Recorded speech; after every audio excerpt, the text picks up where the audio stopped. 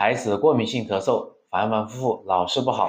家长一定要注意以下几点忌口，否则孩子咳嗽就会反反复复，前言难愈。他咳了多久了呀？咳嗽？他之前就上个周五就有10天左右，10天之前的话，他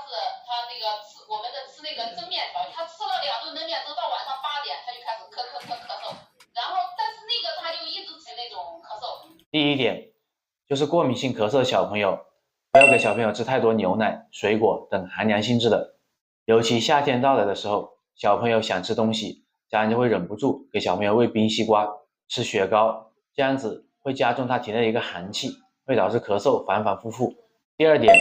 就是要避开小孩子的过敏源吃东西，不要吃发物，像牛肉、海鲜等不能吃。吃发物的话，会导致过敏性咳嗽的小朋友咳嗽更加严重。第三点就是不能吃油腻的，过敏性咳嗽的小朋友一般脾胃都比较虚弱，很难去吸收和消化油腻的东西。如果吃多了油腻的，会加重小朋友脾胃的负担，会增加小朋友的一个咳嗽。第四点就是尽量不要吃甜食，甜食的话容易生痰，会导致小孩子咳嗽不停，咳嗽咳痰。其实过敏性咳嗽是可以断根的，它根本的原因就是脾胃虚寒，小孩子体内太多阴寒的东西堵在体内，所以会对外界东西过敏。在治疗的过程中，家长一定要忌口，等小朋友脾胃恢复之后，可以慢慢添加这些食物，否则小朋友的咳嗽就会反反复复。